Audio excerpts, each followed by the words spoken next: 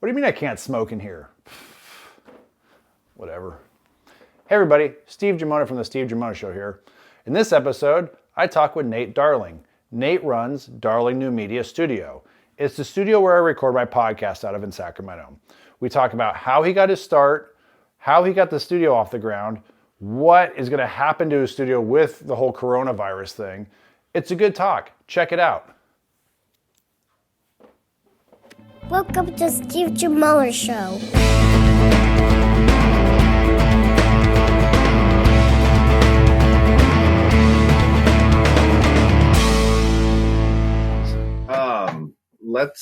I don't really want to, I guess, spend too much time on the coronavirus, but how are you guys holding up with all this?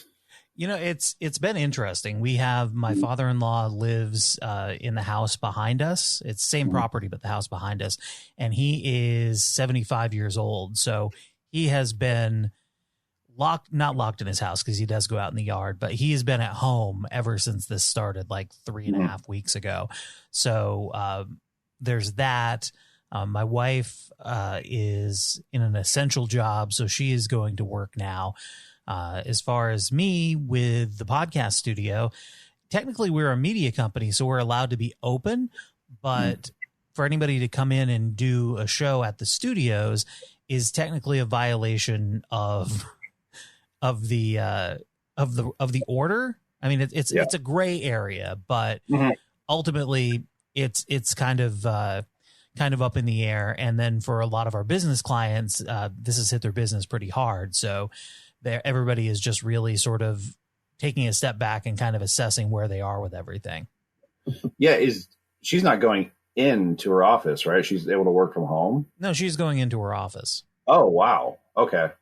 Yeah. My wife and I are both considered essential, and we're able to work from home, which is cool. But when you have kids, it just makes it like, it's not impossible, but it just makes it so much harder too. Right. Because like every time you pull your phone out to do an email or you set up the laptop, it's, oh, we're going to play a game, or like watch a YouTube video. So, yeah, it's a trip, man. I have noticed one thing since it started though, is people are a lot nicer.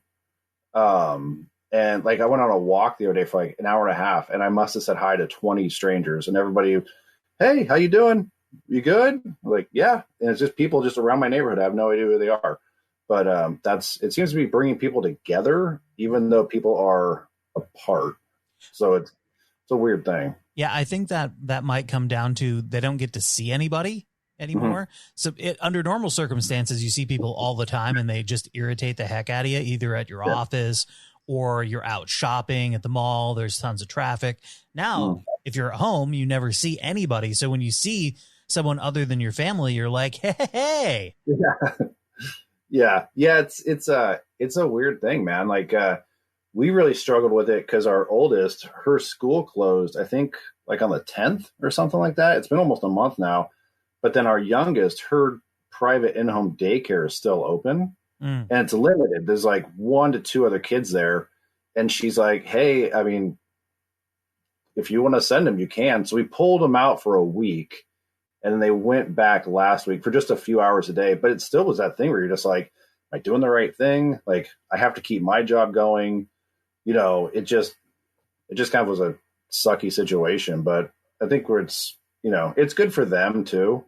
They need the structure. And since they've been going back together to the daycare, they've seemed to have formed a bond to where now like we're cool with each other, but then they're also kind of using it against us too. So, but yeah, I don't know, man. It's going to be a weird few weeks to a few months here, it looks like.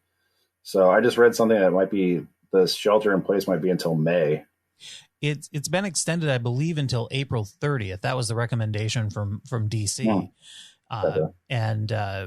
What? Oh yeah, there's been a bunch of things that have been extended through through the end of April, and that's not even necessarily going to be the end of it. That's just a reassess point to kind of see where everybody is across the country. Yeah, and that's there's still states as of March 4th or April 7th that aren't shut down yet, which is pretty crazy. Yeah, there's 8 of them. I did see an interview with the governor of Arkansas. And he brought up the point that they've closed everything but the essential businesses. So they don't have the stay-at-home order, but there's nothing to go do. Yeah. So that was his point. He's like, look, we already shut down the businesses, so there's nothing for people to go do. It's kind of redundant to do this. So I can kind of see that point. But at the same time, without it, it doesn't necessarily seem like it's as big a deal to a lot of people. Yeah, I saw a map today of the United States with all the, just looked like blood splatter all over it. But then in the middle of it, it had Italy. And it just said, put this into perspective. And you were like, oh, wow, yeah, Italy isn't, it's the size of California. Right. And here's all 50 of our states are deeply impacted by it. But yeah, I don't know, man. It's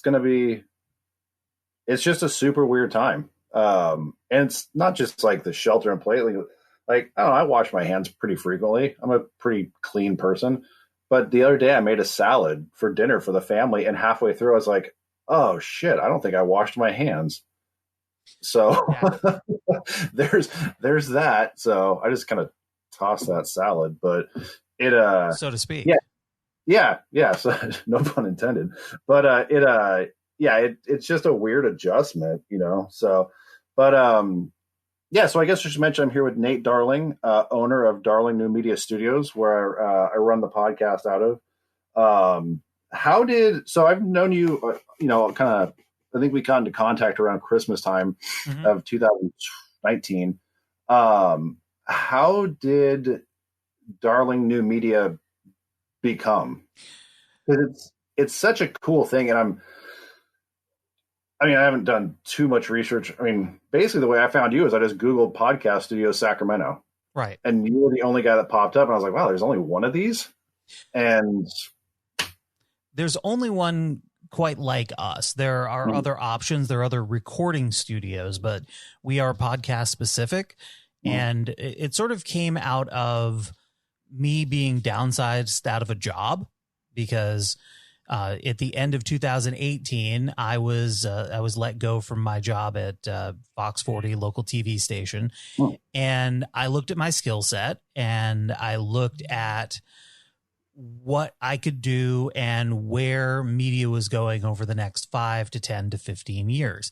And traditional media has been slowly dying in favor of on-demand and the more personal connections with people for quite some time. It's still very, very strong. Don't get me wrong. But as we move forward, if 5 years from now, 10 years from now, it's going to get less and less and less. So it didn't make a lot of sense for me to look for another job at another TV station because I already kind of knew what the deal was. Eventually they're going to, times are lean now. We're going to have to do more with fewer people. And as someone who has a need to be creative with what they do, that is kind of soul sucking because the busier you are with creative stuff, like super busy, deadline, you don't necessarily have time to put yourself into it in the way that is going to satisfy you. So I looked at the landscape of things and I said, you know what, the best way for people to communicate and for businesses specifically to get their brand message out to people is through podcasts because it's a way to build that relationship for people to get to know you without that immediate pressure of, oh God, here's someone trying to sell me something. And so we started with that idea and tried to figure out how do we make that happen. And we had a bunch of different business concepts and we went through a variety of them, everything from coffee and co-working with podcast studios as part of it. And thank God I didn't do that because there's 1,000 co-working spaces and plenty of coffee. Yeah. And so we settled on the podcast studio model and we got a space. We thought we had a space in Midtown Sacramento and we signed a lease. We didn't pay them any money, but the building, this is over a year ago now. The building still hasn't been certified for occupancy yet. Oh, wow. So we got out of that and had to find a new office space, which is kind of how we, we looked at a bunch of different ones and we ended up where we are out on Howe Avenue, and took kind of a boring office space. And with my wife's help and her design eye, we were able to create kind of a cool space where people would be able to come and hang out. And we have 2 studios so that we can have 2 different podcasts going at the same time, audio, video, the whole thing, a space for people to come and create. And we also do photo and video as well. So for a business, you can come in and it's sort of a one-stop shop, and the price point is not the same as you're going to get at a TV station or a full-on production house.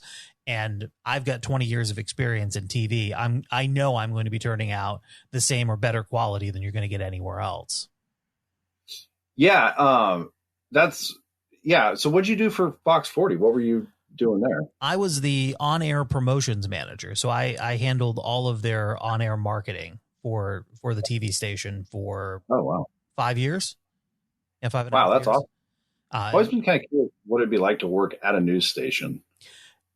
Well, that's the fun thing, because everybody has an idea because they've seen a movie or they've seen a TV show, and nothing has really captured it very well. The people that are drawn to it are interesting, circus folk in some cases, in a manner of speaking. You've got a whole variety of people because everything has to work together. You've got your salespeople who have their goals and their ideas, and you've got your news people, some of whom are very passionate about news as news and straightforward news. And then you've got your engineers who just don't want to be bothered. They just want to keep everything going. And then you've got the creative services department, which I was a part of, and we would have to deal with everybody. And so we'd have to deal with sales with outside clients. We would have to deal with the news people, and in terms of how do we market your product without it being sensationalized and be fair to it. But it's kind of a daily struggle, but it's really just people working together and trying to get stuff done. Like any other organization, it's just unlike the others. Someone turns on a TV and watches what you're doing a few times a day.